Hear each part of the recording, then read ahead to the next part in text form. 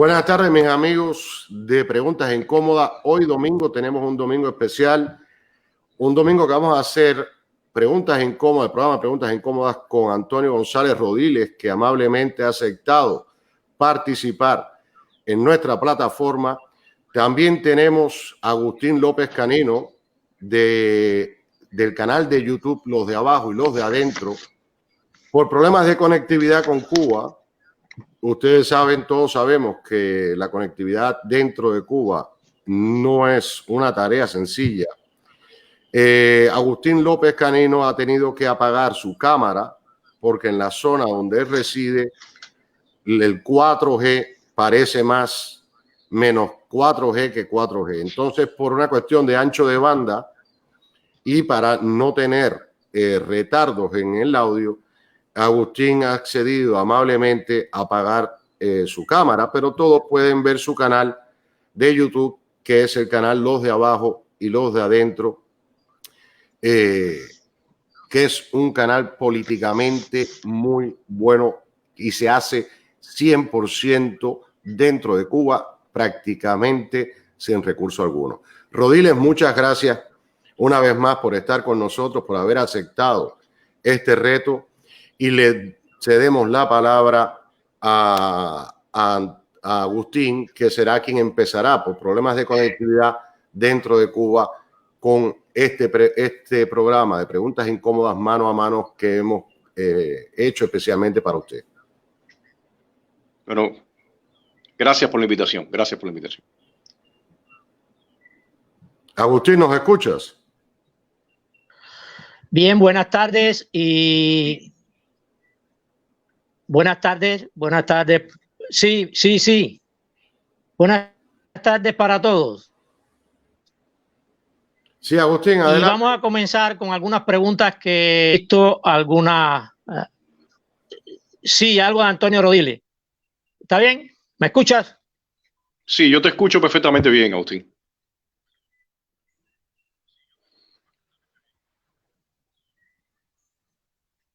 Laureano, ¿me estás escuchando? Sí, te escuchamos, Agustín. Adelante, comienza.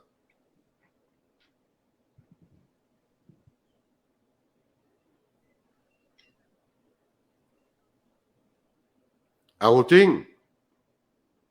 Bien, entonces vamos a comenzar de que me han hecho ciudadanos en la calle y todas estas cosas. Bueno, yo voy a comenzar preguntándole a Antonio Rodiles, ¿quién es Antonio Rodiles en verdad? Bueno, en verdad lo sabe solo Dios, yo creo, ¿no? Pero Antonio Rodiles es un cubano más que se siente libre y desea hablar con libertad y de profesión. Soy físico matemático y padre de dos niñas preciosas y hijos de dos tremendos padres también y bueno, un cubano que está tratando de lograr la libertad acá, no mucho más, yo diría. A propósito de tu familia, tu padre luchó con Fidel, según tengo entendido. No, él no luchó con Fidel. Mi padre se integró cuando joven al movimiento 26 de julio y después donde estuvo fue en el segundo frente, donde estaba Raúl Castro, no con Fidel Castro.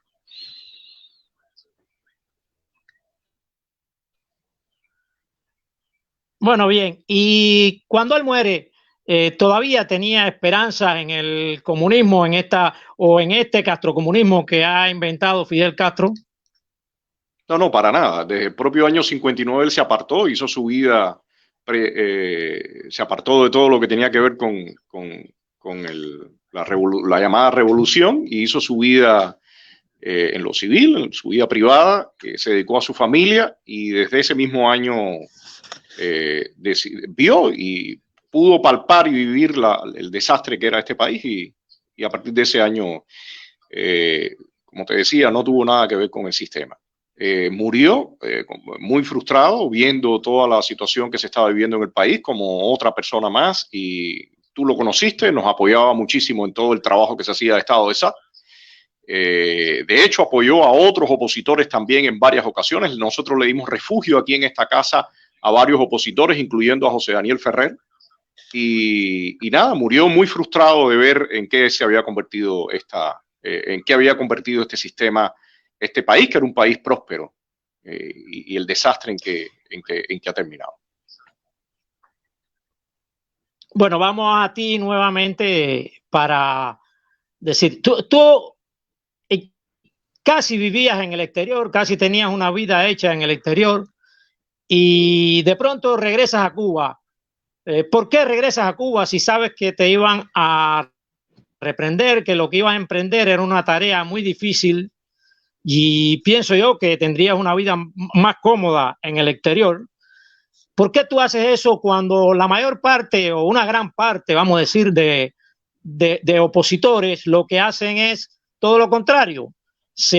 Buscan un renombre acá, se hacen populares acá y entonces viajan para el exterior para terminar su vida. ¿Qué te hace a ti regresar al país a enfrentarte a la dictadura? Bueno, Agustín, casi no. Ya yo tenía mi vida hecha fuera de Cuba. Llevaba 12 años viviendo fuera de la isla, primero en México, donde había cursado mis estudios de maestría y candidatura a doctor en física teórica en el Instituto de Ciencias Nucleares, y después me trasladé a la Universidad Estatal de la Florida, Florida State University en Tallahassee, donde estaba haciendo mi doctorado en matemática, culminé mi maestría. Y en ese momento decidí regresar a Cuba a explorar, a ver qué se podía hacer para cambiar la realidad de este país. La motivación es que después de largos años, algunos años fuera de acá, de esta tierra, me di cuenta que no sentía una pertenencia en otros lugares. Todo el tiempo estaba pensando acá en mi tierra. Conocí a muchos cubanos en Miami que habían vivido toda su vida sintiendo lo mismo. Y en ese momento yo tenía 36 años. Me di cuenta que si quería emprender una tarea como esa, tenía que hacerlo con juventud, con la fuerza que conlleva esta lucha. Y bueno, después de venir y explorar y sobre todo hablar también con mis padres, con mi familia, porque no fue un paso nada fácil, bueno, decidí quedarme acá y comenzar todo este trabajo. Yo por lo menos admiro esa posición. Es una posición difícil y son muy pocos los que deciden esa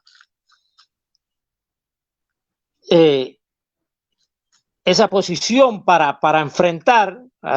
Estás en un lugar donde no te hacían daño y vienes acá a un lugar o donde te pueden hacer daño y peligra tu vida. Eso es admirable.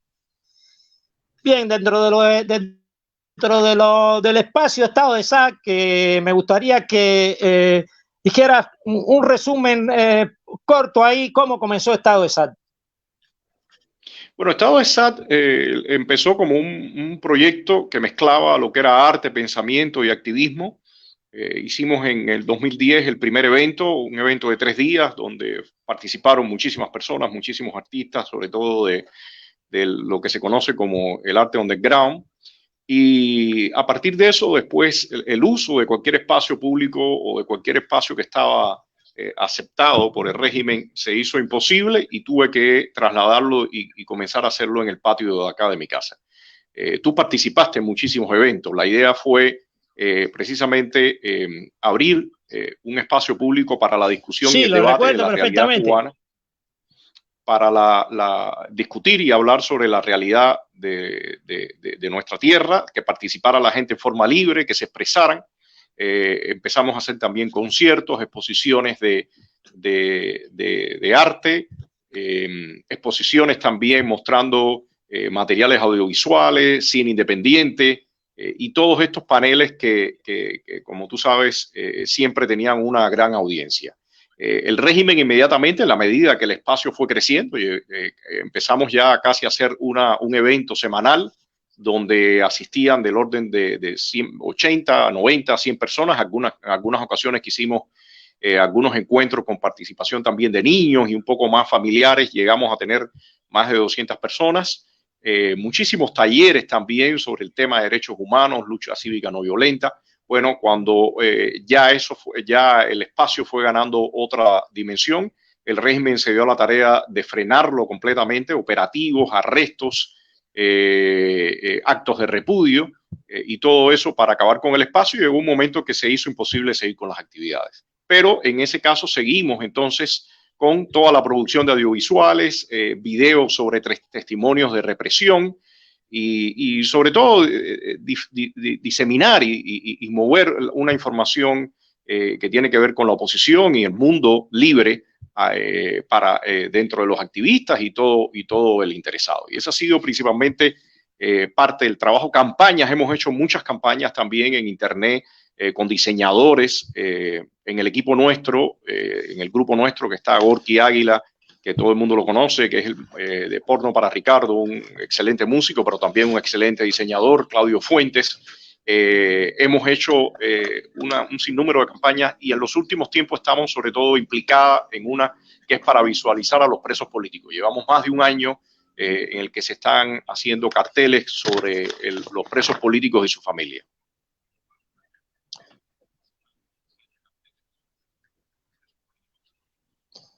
Sí, vamos un poquito atrás, El proyecto que se hizo para la firma de los pactos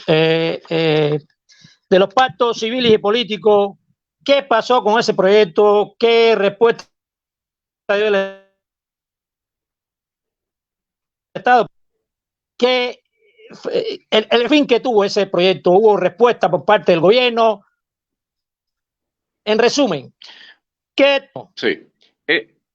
Esta campaña que se llamaba Por Otra Cuba, en la que tú sabes que se implicó casi toda la oposición. Yo creo que excepto contadas personas no se implicaron en la campaña. El resto de toda la oposición a lo largo y ancho de la isla estuvo trabajando intensamente en la campaña Por Otra Cuba, que exigía que el régimen ratificara e implementara los pactos de derechos civiles y políticos y económicos, sociales y culturales. La idea esencial era que el régimen había dado una primera firma. Raúl Castro había mandado a Felipe Pérez Roque en febrero de 2008 a dar una primera firma, pero este tipo de acuerdos internacionales lleva una ratificación y ellos estaban negados a esa ratificación. Todo el esfuerzo nuestro iba dirigido a, desde la ciudadanía, exigirle al régimen que ratificara esos pactos que tienen algo que se llama carácter vinculante. O sea, una vez que el régimen ratificara, y era su segunda firma, ellos tenían que supeditar todo lo que se llama el aparato jurídico y legal, que sabemos que no existe, pero bueno, toda esa pantomima tenían que supeditarla a estos acuerdos internacionales. Y eso nos daría a nosotros el pie para presionarlo a que no solamente lo plasmara en letra, sino que también cumpliera con esos acuerdos. Hay que recordar también que la ratificación de los pactos implica la visita y la supervisión de observadores internacionales. O sea, esa era la idea. Yo diría que la campaña iba muy bien. Como mencionaba anteriormente, se hicieron un sinnúmero de eventos, actividades que eran conciertos, eran exposiciones, eran conversatorios de amplia distribución de información a lo largo y ancho de la isla. Un trabajo internacional bastante intenso. De hecho, yo recorrí varias cancillerías en Europa y el punto clímax diría que fue cuando me reuní en noviembre de 2014, con Christian Leffler, que era el negociador por parte de la Unión Europea con el régimen cubano para el nuevo acuerdo de cooperación, y en dicho acuerdo estaría incluido precisamente el tema de los pactos. ¿Qué ocurrió? Lamentablemente, la administración Obama aceptó ese acuerdo infame, ese acuerdo llamado deshielo, después conocido popularmente como el deshielo, y no pedía absolutamente nada al régimen, le ofrecía y le daba, pero no le pedía nada a cambio. Particularmente increpé al funcionario, incluso o sea, que el fracaso del proyecto que el fracaso del proyecto fue por parte de Obama, del gobierno de los Estados Unidos. Sí, precisamente cuando entra la política de Obama, él pierde sentido el tema de exigirle los pactos porque ya estaban implicados en un acuerdo donde lo tenían todo en la mesa y no le pedían nada a cambio. Eso trajo por consecuencia que incluso el canciller español, Margallo, el canciller que estaba en aquel momento, cuando había visitado Cuba a finales de noviembre y principios de diciembre, había dado una charla en el Instituto de Relaciones Internacionales y había pedido que el régimen ratificara e implementara esos pactos y también los acuerdos de la OIT. En ese momento Raúl Castro no recibió a Margallo, evidentemente le molestó aquella mención que hizo y por supuesto tenía debajo de la manga ya este acuerdo con Obama y precisamente dejaron a un lado todas esas exigencias. Los europeos recalibraron la agenda y obviaron y se pusieron entonces en la misma línea de la administración Obama e incluso en el nuevo acuerdo bilateral aceptan el sistema, el llamado sistema jurídico y legal de la tiranía como si fuera, como si tuviera legitimidad o sea, legitimidad. Realmente ese fue el fin de la campaña dado por los pasos que dio la administración Obama.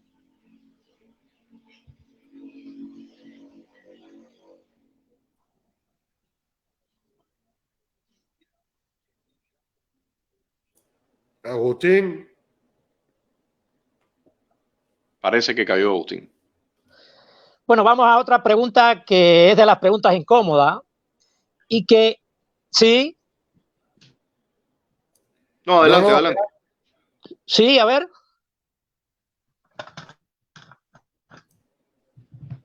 Adelante, Agustín.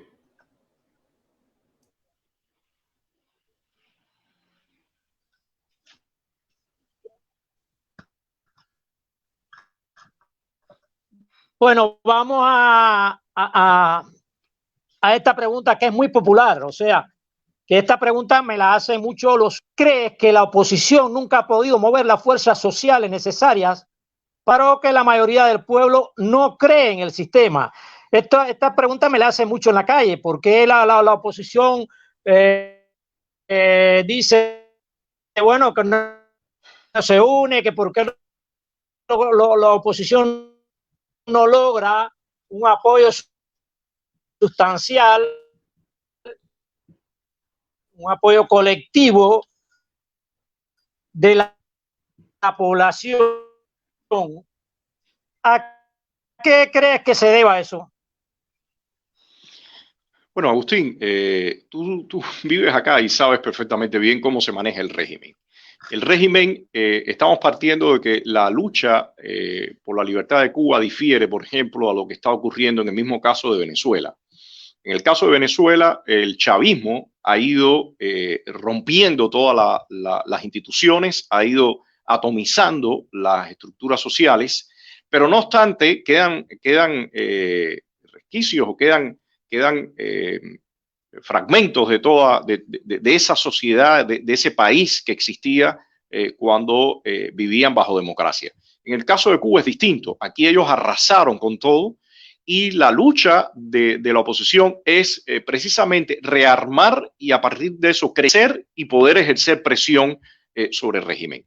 Para enfrentar al régimen se necesita un tremendo apoyo en todos los sentidos. Se necesita un tremendo apoyo en lo político, se necesita un tremendo apoyo moral, se necesita tremendos apoyos también en el tema económico, porque el régimen dispone de toda una maquinaria y un aparato impresionante para aplastar todo disenso y para controlar la sociedad. En ese sentido, yo creo que el apoyo que ha recibido la oposición dista tremendamente del apoyo que se necesita para poder enfrentar a un sistema de estas características. Y me refería a Venezuela porque viéndonos en ese espejo, ellos partiendo de una situación mucho más favorable, ahora mismo, digamos que con más de 60, del orden de 60 países aceptando o aprobando ese gobierno interino, recibiendo apoyos económicos muchísimos mayores que los que recibimos nosotros, apoyo político también. Ellos no han podido porque este tipo de sistemas, como decía, allá en Venezuela, que está recibiendo todo el apoyo y todo el régimen ha exportado toda su maquinaria de control y represión, enfrentar a este tipo de sistema es tremendamente difícil. Si vemos, por ejemplo, ahora mismo lo que ha pasado en Bielorrusia. En Bielorrusia han salido miles y miles de ciudadanos a protestar y, sin embargo, todavía el régimen de Lukashenko está teniendo control de la situación. O sea, que para enfrentar este tipo de sistema se necesita un apoyo que no se ha tenido ni de lejos.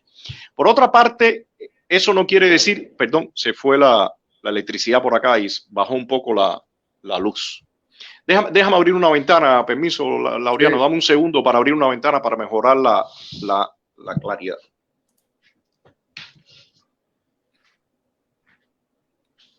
Sí, estamos este domingo en Preguntas Incómodas con Antonio Rodiles, que aparte de las preguntas incómodas, son doblemente incómodas porque se acaba de ir la luz en Cuba, entonces se convierte el programa en doblemente incómodo, ahora por la situación del apagón dentro de Cuba.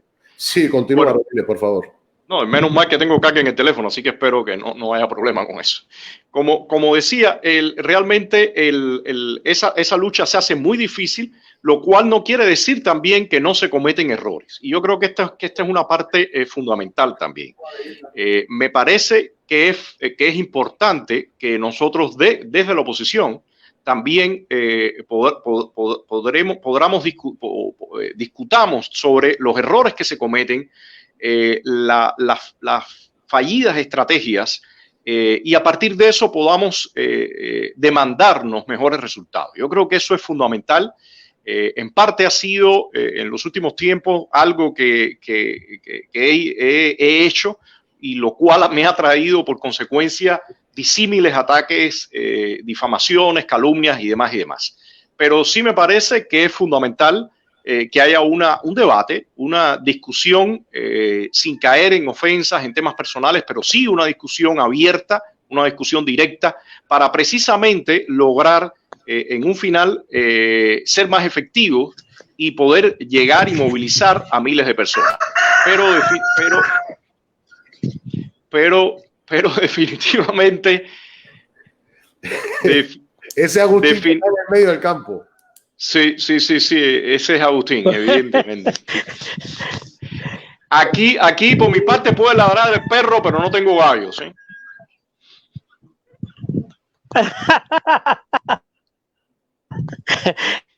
Imagínate, entonces, esto es zona de campo. Sí. Entonces, como estaba diciendo Laureano, Agustín no me ha escuchado una parte, pero sí creo que es muy importante que discutamos y analizamos también esos errores que se están cometiendo, esas estrategias que realmente han fallado en otras ocasiones y se intentan repetir. Y sobre todo hay algo que yo creo que es fundamental. Claro. Y es que nos sinceremos y hablemos claramente cuál es la situación que nosotros tenemos hoy en día al interior del país. Es como que usted asista a ver a un médico y el médico lo primero que tiene que tener es un diagnóstico claro de en qué condiciones está el paciente, para a partir de eso ver qué estrategia de curación va a seguir. Pero si nosotros lanzamos falsas expectativas, creamos falsos escenarios, bueno, sencillamente nos estamos dañando a nosotros mismos y después viene como consecuencia la frustración y el desánimo, ¿no? Entonces me parece que es importante que hablemos con claridad y honestidad. Agustín, no sé si tienes alguna otra pregunta, Agustín.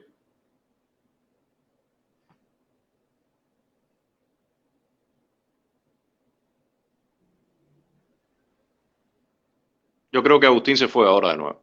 Yo creo que la conexión en el campo, yo creo que él se conectó solamente para que el gallo cantara. Sí. Yo también creo, me parece. Rodiles, ahora que tú hablabas de la unidad entre todos los grupos de oposición y hablar con sinceridad, ¿cuántos grupos de oposición existen hoy en Cuba a tu entender? Mira, yo no te puedo dar un número exacto de cuántos grupos existen. Lo que sí te puedo decir que el escenario opositor que existía hace 4 o 5 años era mucho más vigoroso que el que tenemos hoy en día.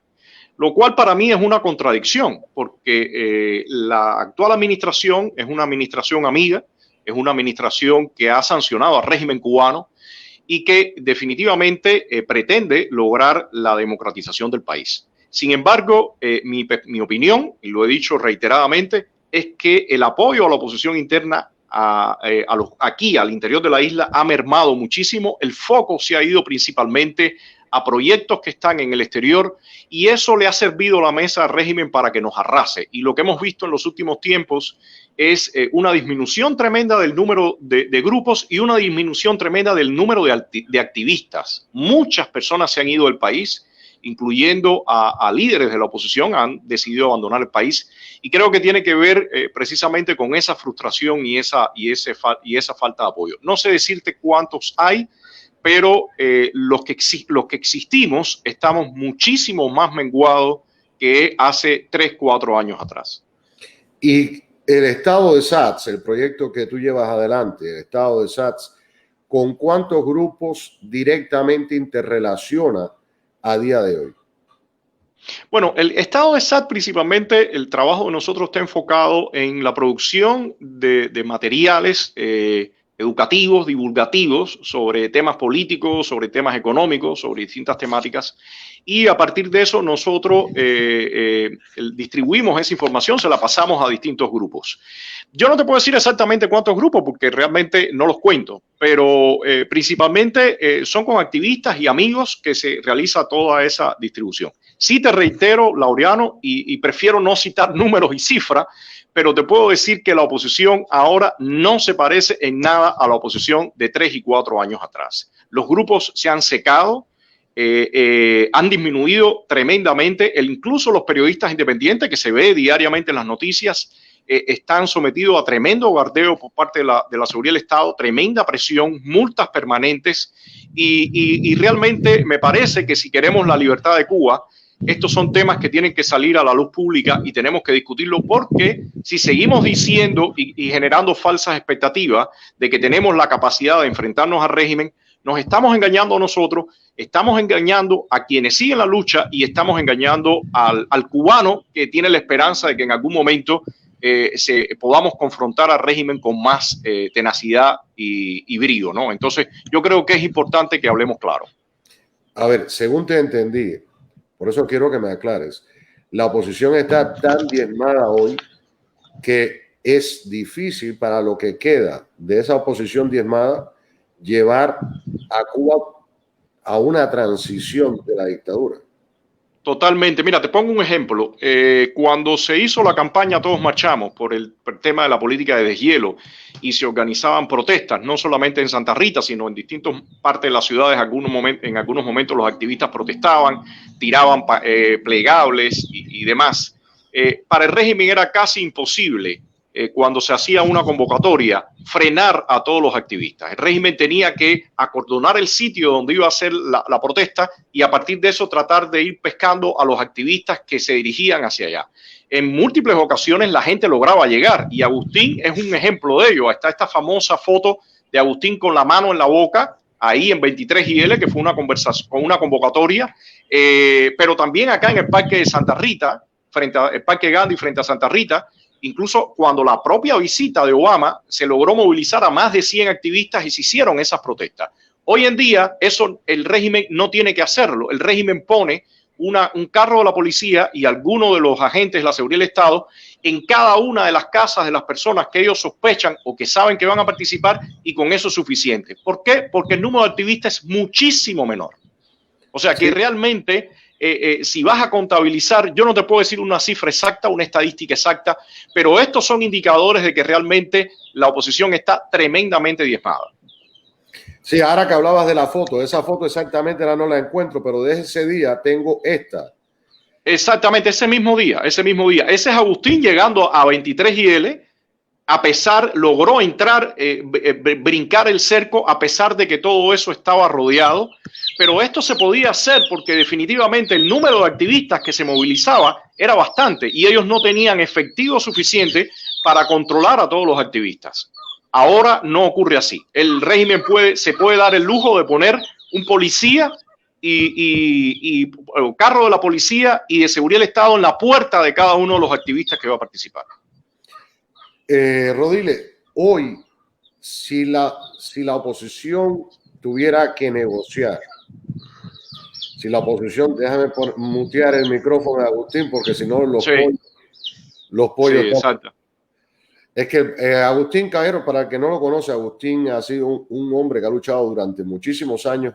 Como ya llegó la electricidad acá, así que me imagino que viste el cambio en la luz. Sí, ya vi el cambio en la iluminación. Agustín ha sido un hombre que tiene su propio canal de YouTube, pero ha luchado durante muchísimos años por la libertad de Cuba dentro de todos los grupos opositores. Pero vive en el campo, entonces por eso tiene tan mala cobertura con las señales en el campo.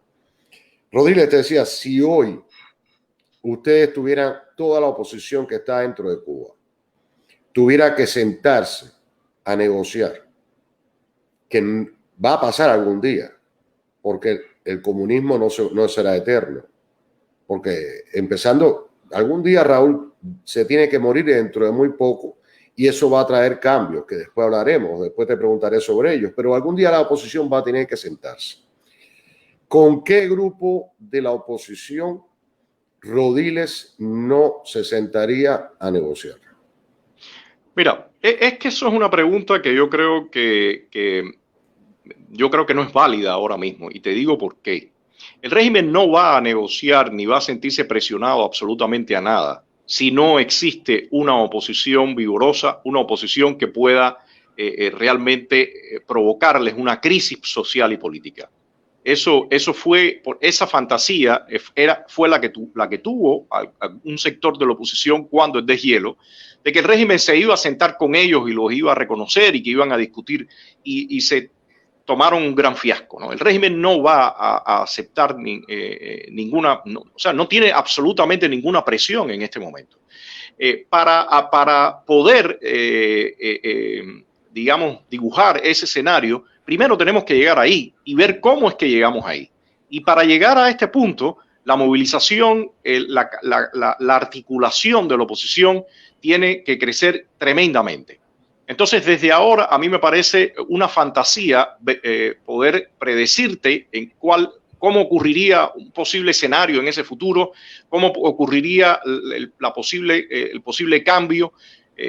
Yo creo que, como se dice en buen cubano, no se puede poner la carreta delante de los bueyes. Lo primero que hay que hacer, desde mi visión, es sentarnos a hablar claro, aceptar cuál es el escenario que tenemos, lo cual no quiere decir que vamos a demorar tremendamente para llegar a una situación de crisis, porque el descontento que hay a nivel social aumenta, se está incrementando cada día y va a ocurrir aún más, porque el régimen no está ofertando absolutamente ni tomando ninguna vía que pueda frenar la caída del propio sistema. Pero para poder hablar en los términos que tú me estabas diciendo o vislumbrar un posible escenario, bueno, me parece que tenemos que avanzar mucho más, tenemos que hablar con claridad, tenemos que articularnos mucho más, tenemos que recibir todo ese apoyo del que estamos hablando y a partir de eso, ya con un escenario más claro, yo te pudiera contestar esa pregunta. Pero ahora me parece que es simplemente una fantasía empezarte a lucubrar y decir qué actores estarían, qué actores no estarían, qué quedaría del régimen, qué no quedaría del régimen. Eso está por ver. Porque como tú sabes, los escenarios de transición son muy distintos. Tú tienes, por ejemplo, en el caso de Europa del Este, tú tienes algo como Rumanía, tienes otra cosa que era la República Checa, tienes otra cosa que fue Rusia, Polonia. O sea, los escenarios varían muchísimo. Y lo que sí te puedo decir que en este momento, hoy en día, nosotros no estamos en un escenario inminente de una crisis política y social y de un proceso de transición en lo inmediato.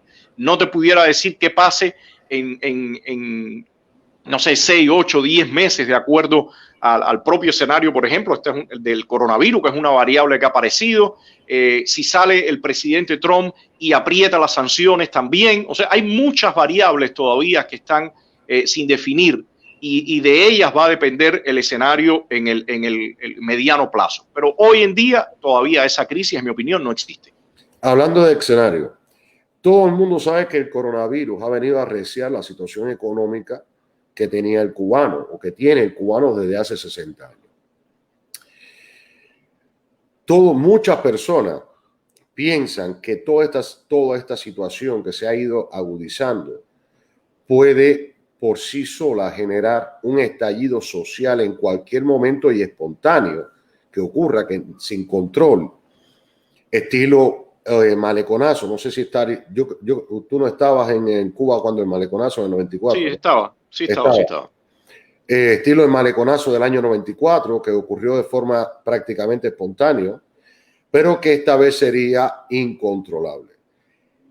Existe, para Antonio González Rodil, existe esa posibilidad hoy en Cuba. Yo creo que existe, pero no es inmediata. Como te decía, el régimen, por la actitud que está tomando, está provocando que la crisis siga incrementándose. Y a partir de eso, todo el descontento también. O sea, eso es evidente. Pero todavía yo creo que ellos tienen el control suficiente como para que una explosión como la que me estás describiendo ocurra.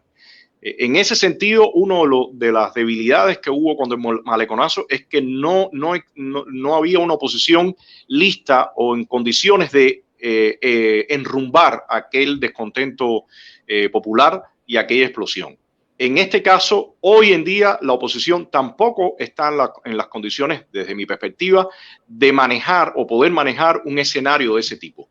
Por eso ha sido mis llamados de alerta y mi posicionamiento en cuanto a la necesidad de que realmente planteemos abiertamente y nos sinceremos abiertamente en cuanto al escenario que estamos enfrentando hoy, la oposición, y la urgencia de que ese apoyo exista cuanto antes, porque de lo contrario nos puede sorprender a una situación de este tipo que estás explicando, no sé, quizás como te decía, 8 meses, un año, no sé exactamente de acuerdo a lo que vaya apareciendo en el camino, pero si no tenemos las condiciones, bueno, puede mal lograrse, igual que pasó en aquel momento o igual que ha pasado en Venezuela. En Venezuela han logrado tener a millones de personas en la calle y Maduro y su clan no han caído. Entonces, yo creo que hay que ser muy objetivos, tenemos que ser muy realistas. Muchas veces a los cubanos nos gusta tener fantasías.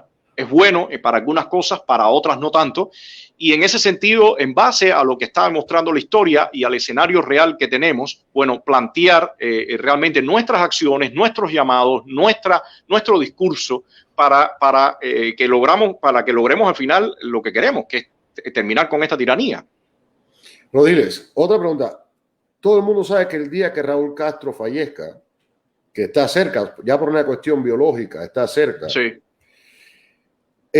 Algo tiene que suceder dentro de la cúpula del poder que existe hoy en Cuba. Porque todo el mundo conoce las divisiones internas que tienen entre ellos desde hace mucho tiempo.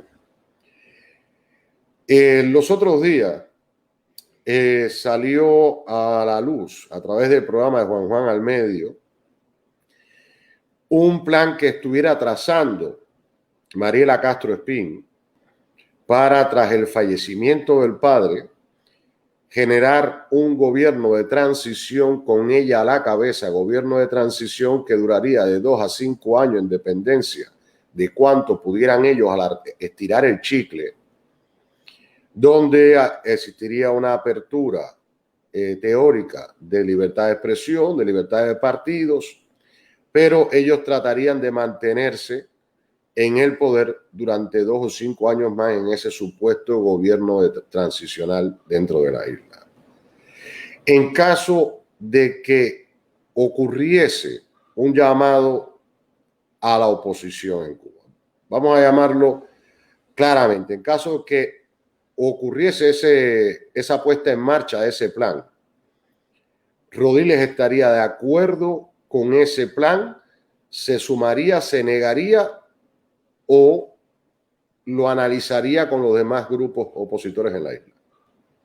No, primero te hablo con toda franqueza. Yo creo que eso es otra fantasía. Yo no creo que Mariela Castro es un personaje que tiene poder ni nada por el estilo para trazar este tipo de plan. Yo creo que es las típicas fantasías que regularmente están saliendo y en mi opinión no son nada constructivas porque empiezan a generar todas estas falsas expectativas y todas estas elucubraciones. Yo honestamente no creo que eso es lo que ocurrió. Segundo, no veo que pueda haber ningún tipo de proceso de transformaciones profundas en el país si no hay, como te decía anteriormente, una crisis política y social que tenga que ver con miles y miles de cubanos protestando, reclamando sus derechos y una oposición muchísimo más estructurada y articulada. Entonces, eso es lo que yo visualizo. No sé si ocurra de momento un imponderable y las cosas tomen otro rumbo. Pero como te decía, yo soy alérgico a estar elucubrando sobre este otro tipo de escenarios que no los veo viables, no los veo realistas y que me parecen cortinas de humo. El trabajo nuestro ha estado enfocado y lo dijimos cuando el deshielo, muchísimas personas que de la oposición se montaron en ese tren, tenían la expectativa y la fantasía de que el régimen los iba a tomar en cuenta. Yo en lo particular sabía que no iba a ser así. Desde el Foro por los Derechos y Libertades nos apartamos de toda esta agenda del deshielo precisamente por esto y planteamos desde un principio que tenía que ocurrir un apoyo determinado a la oposición para que la oposición pudiera jugar su papel. Lamentablemente, en los últimos tiempos, y te lo mencionaba ahorita hace un momento, el centro y los focos, los reflectores se han ido al exterior de la isla, a proyectos que están en el exterior de la isla, y eso honestamente creo que lo que está haciendo es retardando el crecimiento de la oposición y generando falsas expectativas. Tú recuerdas en los últimos tiempos todas las supuestas campañas y movimientos o acciones que han ocurrido. Ahora mismo tengo en mente el tema de los clandestinos. Aquello era ya que era inminente que iba a caer el sistema porque había una ola en todo el país de acciones y demás. Yo fui uno de los que dije desde un principio, señores, no... Creo que vas a tener que silenciar a Agustín porque el aire a mí me causa problemas para escuchar. Sí.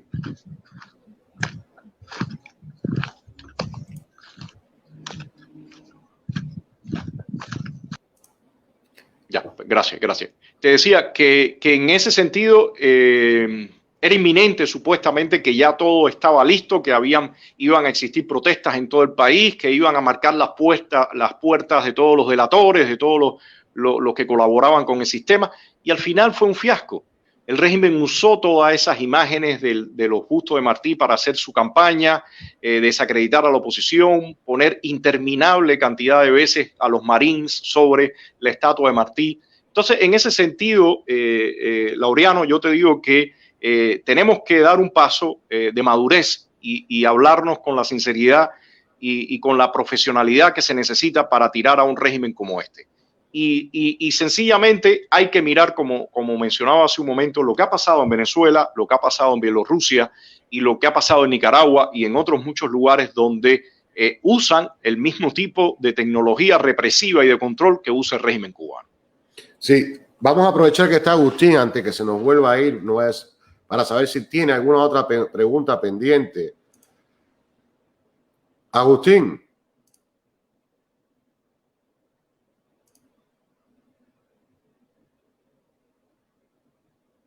Agustín, quita el mute del teléfono.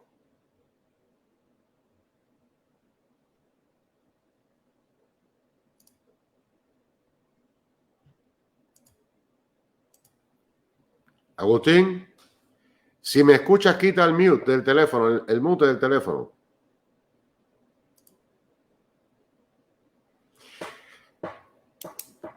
Parece que no. Parece que no nos escucha. Luis Brito nos pregunta si es difícil hacer activismo dentro de las Fuerzas Armadas en los mandos medios y bajos dentro de Cuba.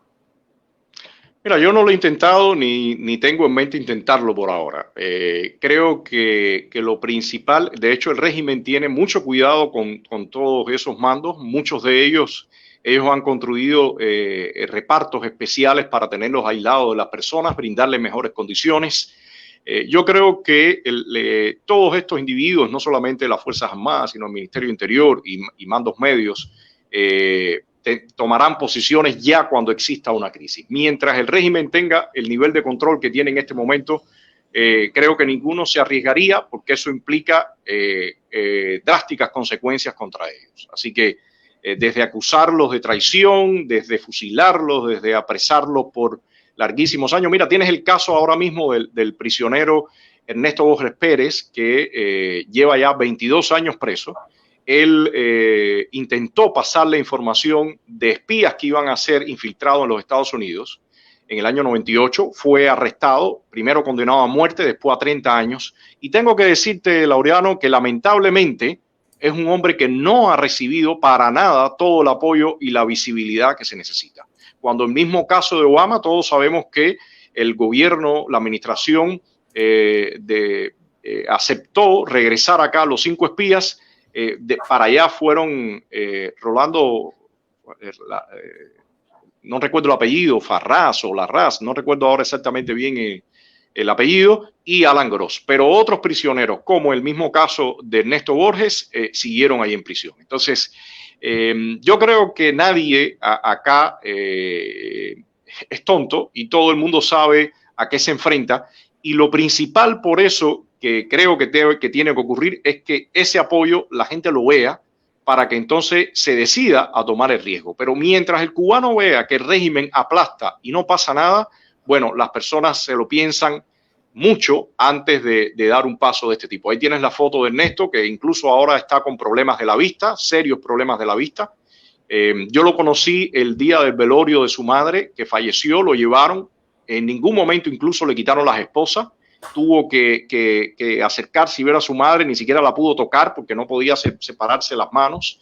Y toda esa realidad la estamos viviendo. El tema de los presos políticos, precisamente por eso se ha hecho la campaña que se llama Presos de Castro, donde estamos visibilizando a hombres como Silverio Portal Contreras, que ha perdido la visión de un ojo, ha tenido ya trombosis o parálisis, mujeres como Aymara Prieto Muñoz, Marta Sánchez, o sea, personas que están pasándola muy, muy mal. Vimos el caso de Xiomara de las Mercedes, que también casi muere acá en la isla, salió en pésimas condiciones de salud.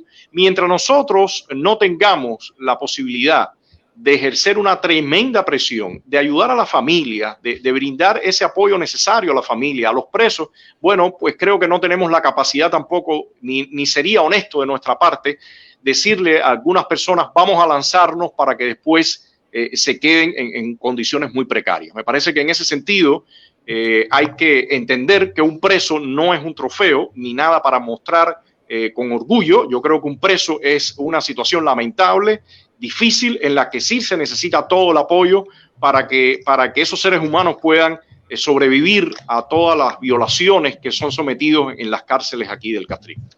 Agustín, ¿nos escuchas ahora?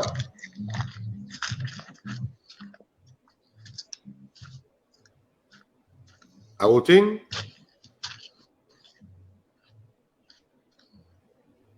Agustín. ¿Qué va? Apenas escucho.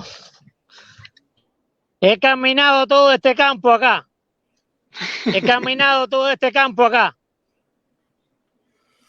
Agustín, bueno, es que yo creo... ¿Tenías alguna otra pregunta pendiente? Sí. Antes que te perdamos. Sí, dime. Si tenías alguna otra pregunta pendiente antes de volverte a perder. Se fue. Se perdió. Se fue. Sí. Rodiles, dentro del exilio, como tú estabas hablando ahorita de que mucha de toda la causa cubana se ha movido, o gran parte de la causa cubana se ha movido hacia el exilio, y que dentro del exilio se han creado incluso nuevos influencers, nuevos medios, nuevos opositores. Hay una opinión en el exilio por algunas declaraciones que tú has hecho, a veces un poco, digamos, rudas, otras veces con o sin razón las has dicho no de la mejor manera políticamente correcta posible, digámoslo para decirlo de alguna manera, y muchos incluso han llegado a acusarte de ser la oposición dentro de la oposición. ¿qué tiene Antonio González Rodiles que decir sobre esas acusaciones? Mira, primero no creo, discrepo contigo de que haya dicho cosas no en la forma políticamente adecuada. En algunos casos he respondido con más fuerza de acuerdo a los ataques que se han hecho, que como tú sabes ha sido una andanada de difamaciones, de calumnias, de todo. O sea, se ha intentado por todos los medios acallarme y aplastarme.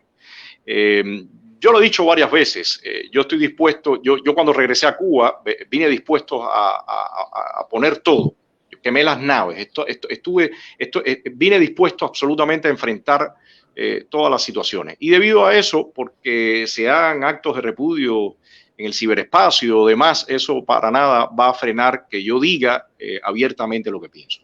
Mira, Laureano, yo tengo un compromiso personal con mis padres. Mi padre ya falleció, con mis hijas, con mi familia. Para mí, dar este paso realmente significó mucho. Y yo no he dado este paso para estar aquí por los siglos de los siglos, diciendo que me estoy enfrentando a un sistema tan diabólico, realmente tan eficaz en destruir al ser humano y a las sociedades, sin ver posibilidades de tener resultados. Si yo no veo posibilidades de tener resultados, sencillamente tengo que decirlo y tengo que remarcar dónde están los errores o dónde yo considero que están los errores. En ningún momento lo he dicho ni he atacado en el plano personal, he hablado en el plano político. Lo que ocurre es que el cubano ha perdido la capacidad crítica y de discusiones políticas. Tú y yo, por ejemplo, hasta ahora, por cómo nos llevamos esta conversación, tú me estás haciendo las preguntas, yo te las contesto, algunas pudiera decirte, mira, esto no creo que es posible contestártela y demás, pero no caeríamos en ofensas personales de ningún tipo, incluso aunque la discusión sea fuerte. El tema es que el cubano ha perdido esa capacidad.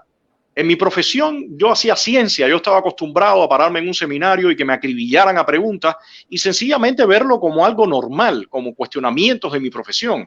Lo mismo debe pasar en la política. Tenemos que acostumbrarnos a dejar el discurso demagogo, el discurso inflado y entrar a discusiones muy concretas, porque ese ha sido en parte el mal de Latinoamérica. El Chávez aquel con aquellos discursos galácticos, ¿me entiendes? Y de momento eran pura mentira y engaño. Yo creo que tenemos que acostumbrarnos a hablar claro, a hablar con sinceridad, y esa es mi línea de trabajo. Si yo veo que de momento se están organizando campañas que solamente lo que crean, que son falsas expectativas, como esto que te decía de clandestino, o aquella que decía que iba a haber un día una rebelión donde todo el mundo iba a estar en la calle, o aquello del parón, es que son tantas, son muchísimas, ya he perdido la cuenta. Si todo eso se sigue haciendo, lejos de enfocarnos en un trabajo serio, en una visibilidad a los periodistas independientes, como por ejemplo el mismo Agustín y otros muchos, si no nos enfocamos en la seriedad del trabajo, mira, no vamos a lograr nada, Laureano.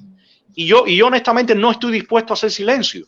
Si eso me trae confrontaciones, bueno, no me gustan, pero las acepto, porque yo pienso que lo principal es que tratar de lograr una efectividad.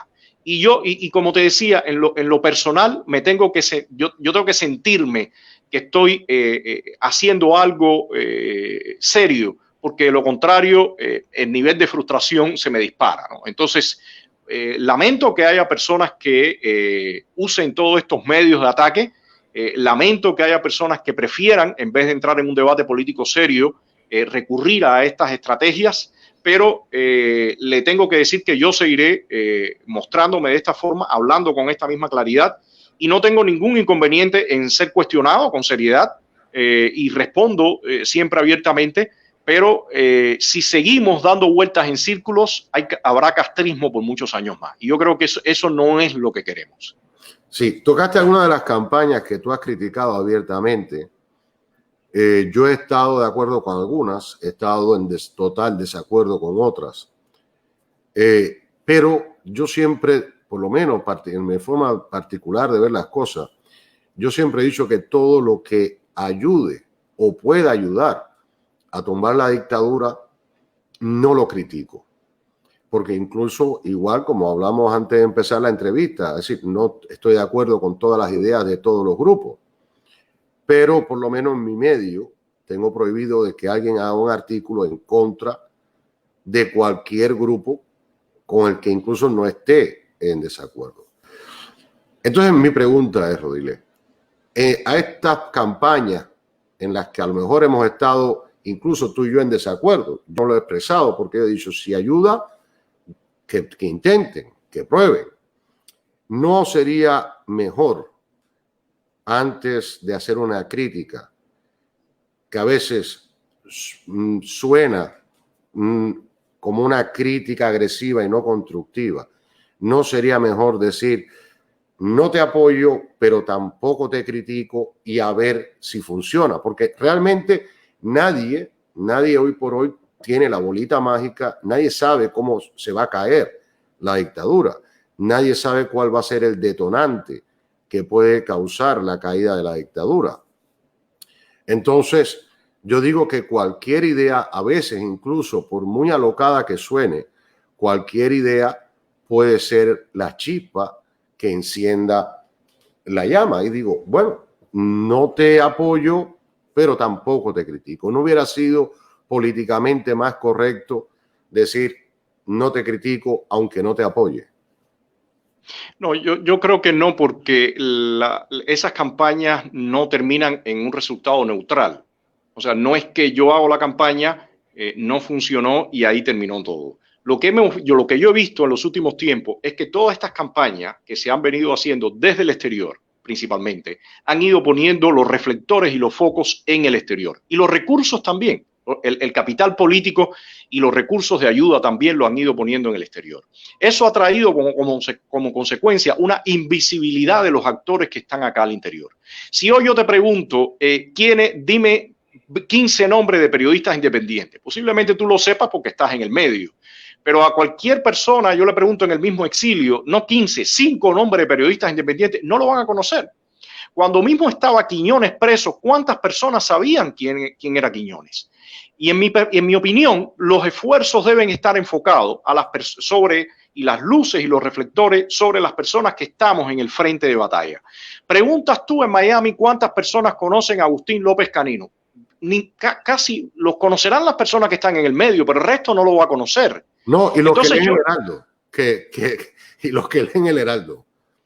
Claro, entonces el tema acá, Laureano, es que yo creo que el enemigo que estamos enfrentando es de tal magnitud que nosotros tenemos que realmente hacer un esfuerzo titánico para lograr vencerlo. Y para eso no puede haber tanta dispersión. Eso no quiere decir que todo el mundo tiene que marchar en un cuadro y que las personas que están fuera no pueden tener sus iniciativas, para nada. Pero lo que no es honesto es empezar a generar falsas expectativas, como el cacerolazo. Hace un tiempo atrás yo oí, oye, un cacerolazo que va a ocurrir. Señores, dejen que las personas que están dentro hagan sus esfuerzos y a partir de eso apoyarlos y ver qué se va logrando. Entonces, eso no es lo que ha ocurrido. Hace unos días atrás yo mostré una carta entregada, firmada y entregada al senador Marco Rubio sobre la situación durante la cumbre de Perú, sobre la situación de la oposición al interior de la isla, lo que estábamos viviendo y sencillamente todo eso ha sido ignorado. Entonces, el tema acá, Laureano, es que uno tiene que entender que aquí no se dispone eternamente de botar la vida en algo que tú sepas que no va a ser fructuoso, que sencillamente va a pasar el tiempo y no vas a sacar a estos individuos. Y de ahí es donde viene la actitud y por lo menos mi línea en decir lo que yo pienso. Y te reitero, jamás lo digo ni con ofensas personales, pero sí hablando de las campañas o los hechos en concreto. Y hay una cosa acá fundamental, la historia es para aprender. O sea, nosotros no podemos seguir repitiendo un error una y mil veces, porque lo que está ocurriendo es que tú tienes un grupo determinado de opositores que trabajan durante 5 a 10 años, hay veces menos, se van del país, vienen otros opositores más jóvenes y entonces vuelven a repetir exactamente lo mismo. El régimen está preparado para eso, porque ya tiene la experiencia de cómo controló aquello, entonces viene, controla esto, le pone presión, la gente se va, viene otro grupo, vuelve a repetir lo mismo y es un camino infinito. Y en ese sentido, me parece que para algo es la experiencia, para algo es la historia, lo que uno aprende y lejos de generar conflictos y atacar a las personas por este tipo de planteamiento, lo que se debería es establecer este tipo de discusión o debate que tenemos tú y yo ahora. Bueno, puede que no lleguemos a los mismos puntos. Yo escucho uno de tus puntos, tú escuchas los míos, pero de todas formas se da esa discusión que poco a poco iría evolucionando. Pero lo que sí no funciona es cuando vienen esos ataques y sencillamente el daño es para todo el mundo, ¿no? Porque al final de la jornada tiene un costo para mí, tiene un costo político todos esos ataques que se realizan. Hay gente que no está informada y cree que yo soy todo eso que dice, pero hay otras personas que están informadas y entonces también descalifican a los que hacen los ataques. Hay otras personas que ven todas esas ofensas y rechazan y dicen, no me acerco a la oposición porque mira todo el chanchullo que hay. O sea, eso al final resulta negativo y yo no tengo dudas que el régimen lo usa muchísimo y exacerba ese tipo de conflictos. No tengo duda de ellos tampoco. Vamos a ver si tenemos a Agustín. ¿Nos escuchas ahora?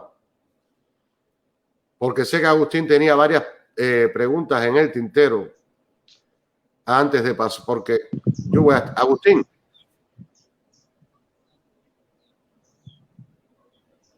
Agustín. Sí, ahora estoy escuchando. Bueno, si tiene alguna pregunta, dile antes que te vuelvas a perder. Pero bueno, casi todas han sido contestadas porque sí, casi todas han sido contestadas.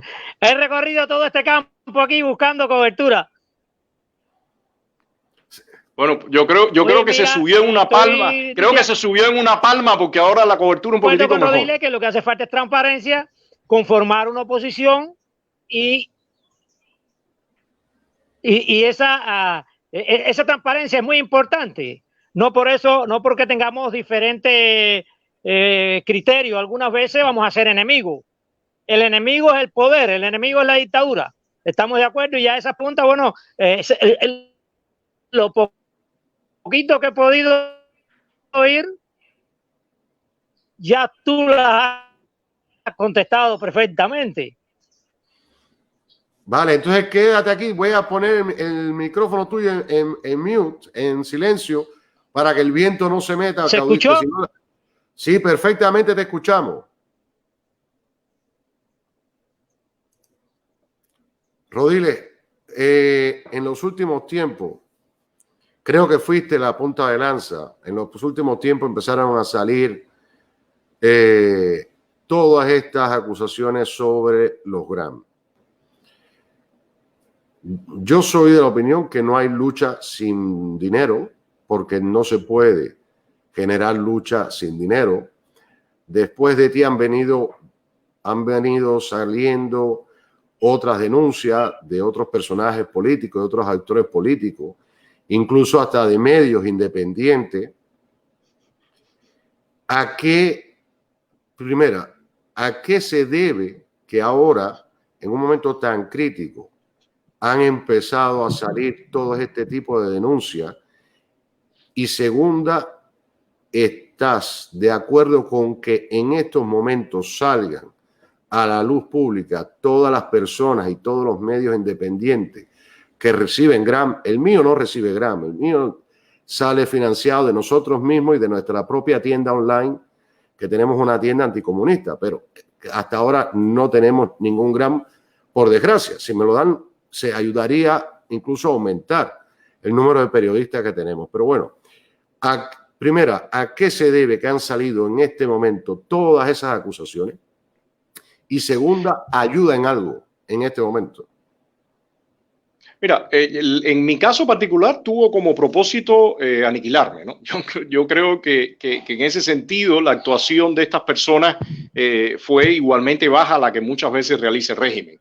Vinieron con una serie de calumnias, mentiras. Al final, fíjate que ellos dijeron que iban a dirigirse, según ellos, a las instituciones que estaban encargadas de esto y para denunciar mi estafa, demás y demás y demás. Y al final, ya hace 6 meses y no han salido con ninguna respuesta. Lo otro también evidente es que si yo fuera ese individuo que ellos han planteado, bueno, yo he entrado en los últimos tiempos a Estados Unidos y todo el mundo sabe que Estados Unidos es un país de leyes. O sea, si yo hubiera realizado todas esas estafas y demás que ellos plantean, a mí me hubieran mínimo arrestado o no me dejarían entrar a ese país. Nada de eso ha ocurrido. Ellos no han venido tampoco con la supuesta respuesta de todo lo que yo había hecho y deshecho. Entonces, el objetivo de esto era principalmente acallar mi voz, sencillamente que no dijera todos estos puntos de los que hemos estado hablando, que yo los veo como parte normal de la discusión política, pero el objetivo era acallarlo. Esto, por supuesto, le abre una caja de Pandora. Y en ese sentido te digo que el régimen también mete sus manos, porque para el régimen es magnífico que se desate toda esta confrontación y todas estas descalificaciones, porque a ellos les sirve perfectamente bien. Entonces yo no tengo duda de que ellos también han estado implicados. Yo creo que respecto al tema de los recursos, eso debe existir un debate, pero no para nada en la forma que se ha hecho. Yo creo que incluso discutiendo la viabilidad de los proyectos, la efectividad que tenemos, implícitamente ya se está discutiendo la otra parte. Y me parece que se pueden dar foros privados para discutir algunos puntos relacionados con estos temas, pero eso no fue lo que escogió ese grupo que buscó la descalificación. Y por supuesto, como te decía, a partir de abrir esa caja de Pandora, ahí viene todo lo demás. Y realmente he visto desde todos esos ataques, todas esas calumnias, el régimen detrás, hasta personas que supuestamente han salido a hacer investigaciones de una forma realmente muy amateur y que en mi opinión son perjudiciales porque hablan sin ningún tipo de fundamento y conocimiento. Entonces, lamentablemente es un escenario provocado por este momento inicial de personas que tuvieron como objetivo silenciarme y aplastarme. ¿Hay medios independientes que Rodiles considera que son dañinos a la oposición? ¿O periodistas independientes que... A ver, yo no puedo decir un medio que es dañino, no lo veo así. Yo veo que en determinado momento sí pueden haber coberturas que sean dañinas sobre X noticias o artículos que se publiquen, como te decía, que no se apeguen completamente a la verdad o que generen falsas expectativas. O sea, ese tipo de cosas sí creo que son dañinas. Y sobre todo, lo que sí me ha parecido dañino en los últimos tiempos desde algunos medios es que este tipo de conversación que estamos teniendo nosotros, tú y yo hoy, y con Agustín, que lamentablemente no ha podido estar, se han evitado completamente. Entonces, cuando tú evitas este tipo de conversación, este tipo de cuestionamiento, bueno, lo evitas de personas que tienen una proyección más profesional, que tienen cierto compromiso, y lo dejas en manos de personas que están buscando el amarillismo, el morbo. Bueno, pues vemos resultados realmente catastróficos, ¿no? Y en ese sentido sí me parece que parte de personas que ahora se llaman influencer y demás, a mí me parecen fatales. A mí me parecen fatales porque están haciendo uso de bajezas, están haciendo uso de calumnias, de amarillismo para promocionarse, y eso definitivamente envía un mensaje dañino para el cubano común, que no está enterado de muchos temas, y cuando recibe esto sencillamente le produce rechazo. Entonces sí creo que hay mucho que revisar en los últimos tiempos. Es parte del nuevo escenario con las redes sociales, pero me parece que es necesario más profesionalismo, más trabajo investigativo y más sinceramiento para ir frenando este tipo de tendencias que hemos visto en los últimos tiempos. Sí, aquí tengo una pregunta de Dexter Pérez, que nos pregunta ¿qué proyecto concreto propone Rodiles para enfrentar al régimen de Cuba? A ver, esa pregunta en parte se la voy a responder, pero en parte se ha venido haciendo para tratar de desconocer y descalificar un trabajo. Yo invito a todas las personas que están acá viendo tu programa que vayan al canal de YouTube de Estado de SAT, que vayan a la página web de Estado de SAT, al canal de Facebook también, al muro de Facebook. Nosotros, Estado de SAT viene trabajando del año 2010. Hemos hecho decenas y decenas de videos de denuncias de violaciones de derechos humanos. Hemos hecho documentales sobre actos de repudio. Hemos hecho videos de discusión de temas políticos, de temas económicos. Tenemos hecho una propuesta que a mí me parece uno de los principales trabajos, que es un esbozo para un proceso de transición, un documento de más de alrededor de 100 páginas donde analiza qué hacer el día después, cómo actuar una vez que haya caído la tiranía y cómo actuar en lo jurídico, en lo legal, en lo económico, en lo social. O sea, es un estudio bastante amplio hecho desde el interior de la isla, contemplando el escenario interno. Respecto a ese material hemos hecho audiovisuales también, o sea, para visualizar, para hacer más didáctico el contenido.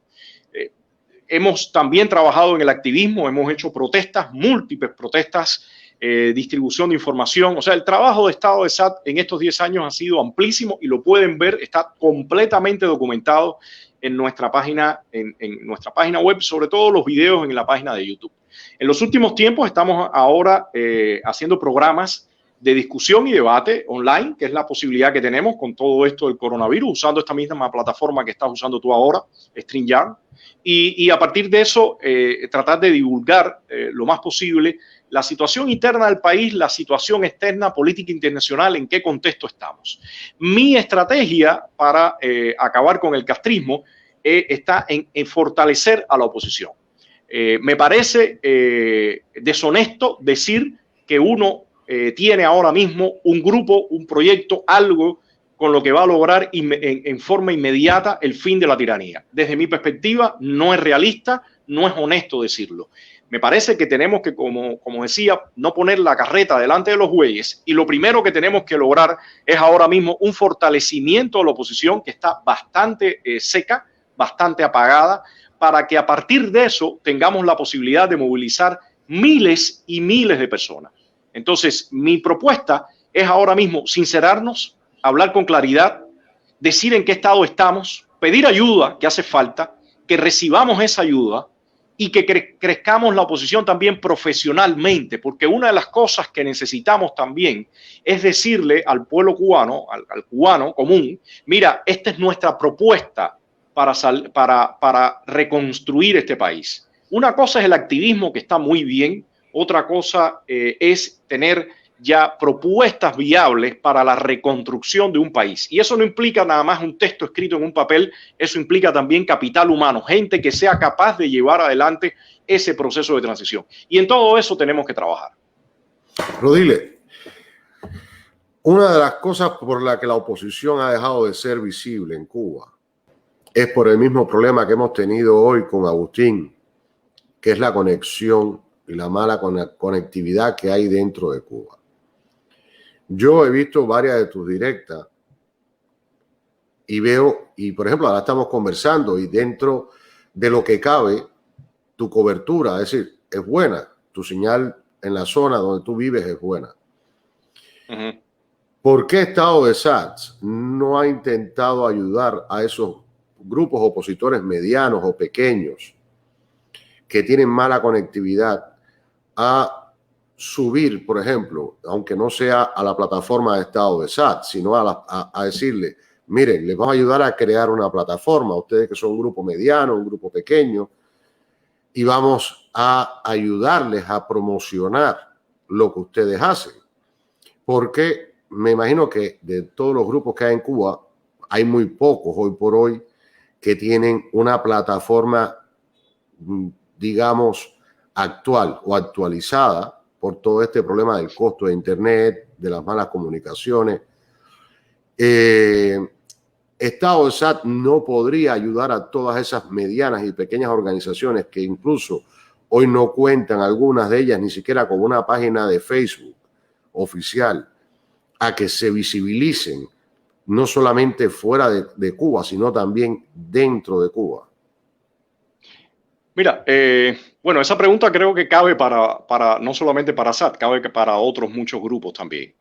Pero en el caso nuestro sí hemos ayudado en todo el trayecto nuestro a visibilizar muchísimos grupos, a hacer trabajos con ellos, a hacer talleres, a enseñarles. Claudio Fuente ha enseñado a editar videos a muchísimas personas. Siempre hemos estado con la mano extendida. En el tema de los presos también lo hemos hecho. Cada cual tiene su línea de trabajo y dentro de esa línea tú cumples tú sabes, con las responsabilidades que tienes. Sí lo hemos hecho, pero también te hablo con mucha franqueza, Laureano. Nosotros tenemos una línea política, y en la línea política que tenemos nosotros, que está definida con el tema de sanciones, está definida con el tema de no cohabitación con el régimen, está definida en ese sentido, somos selectivos con quienes trabajamos. Y sí trabajamos con otros grupos y sí trabajamos con otros activistas. Lo otro que nosotros tenemos es que yo en lo particular soy enemigo de los bombos y los platillos, ¿no? O sea, nosotros hacemos nuestro trabajo, tratamos de ser lo más efectivo posible y tratamos de proteger a todas las personas que contribuyen con nosotros. Entonces, te decía, eso que me estás diciendo no es nuevo, lo hemos hecho muchas veces. Rodiles, una última pregunta para terminar, porque sabemos que es domingo, es tiempo de estar también con tu familia, con tus hijas. Agustín, el pobre, hace lo imposible por tratar de mantener una comunicación pésima que tiene en la parte de La Habana donde él vive. Pero vamos al punto siguiente. Ya usemos la imaginación, aunque tú eres un poco contrario a veces a usar la imaginación es gratuita. El día que ya Cuba sea libre, que Cuba sea democrática, primera, Antonio González Rodiles se postulará o tiene intención de postularse a algún cargo público, sea cual sea presidente, ministro, senador, y bajo qué constitución debería esa incipiente Cuba democrática actuar. ¿Tomaríamos la de 40, la reformaríamos, haríamos una nueva? ¿Cuáles serían esos primeros pasos constitucionales y legales bajo la visión de Rodiles que debería hacerse en Cuba? A ver, primero, respecto a algún tipo de cargo o puesto político, primero me gustaría pasar el río y saber que estoy del lado de allá. Yo no sé lo que va a ocurrir y por eso no me gusta elucubrar en ese sentido, porque hay veces esas elucubraciones te frenan en hacer en cierto momento lo que debes hacer porque estás pensando del lado allá de cruzar el río, y yo creo que lo primero que tenemos que pensar es cómo tirar al sistema. Si llegara a estar del lado allá, sí me interesa la política, por supuesto. O sea, todo este trabajo lo he hecho porque me interesa la política, pero desconozco cuál es el escenario, desconozco en qué condiciones llegue, desconozco en qué condiciones va a llegar el país, por lo tanto, lucubrar no me agrada.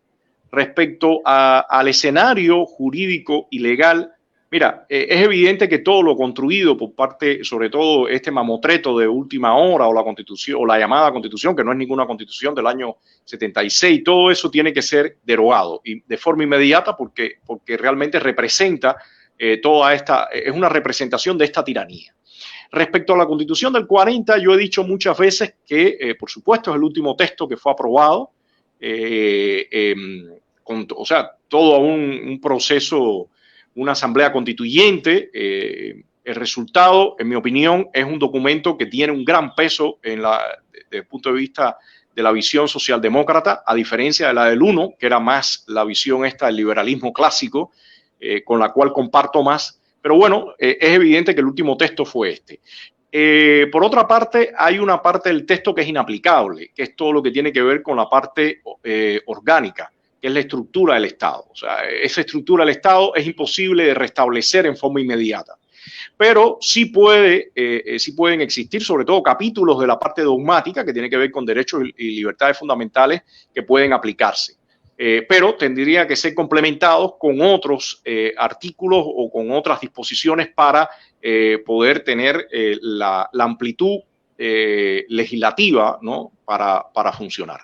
Yo de todas formas creo que todo eso va a depender también, te reitero, de cómo ocurra el proceso, de qué es lo que vamos a tener en ese momento, y a partir de eso se decidirá entre los propios actores. No obstante, te reitero, la Constitución del 40 tiene que ser muy tenida en cuenta porque fue la última que estuvo vigente y, por supuesto, no tiene nada del sesgo de este sistema tiránico que hemos vivido en los últimos tiempos.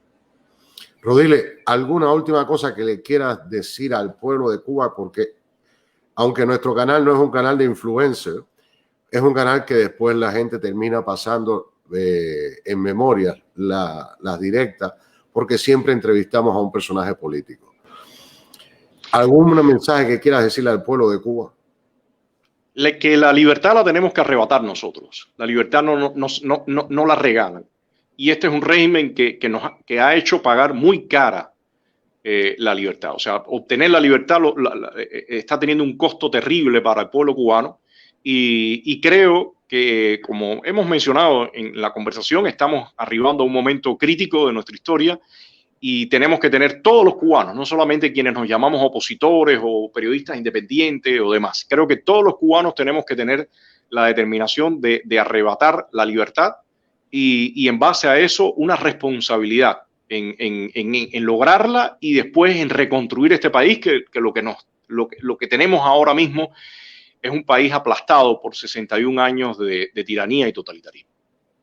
Antonio Rodiles, muchísimas gracias por habernos regalado parte de tu domingo, que yo siempre he dicho que los domingos son para estar en familia y no dando directa, porque la familia siempre está primero. Muchísimas gracias, muchas gracias a todas las personas que han comentado, muchas gracias en especial a Agustín López Canino, que ha hecho posible este programa de hoy, y esperemos, Antonio Rodiles, no perder el contacto.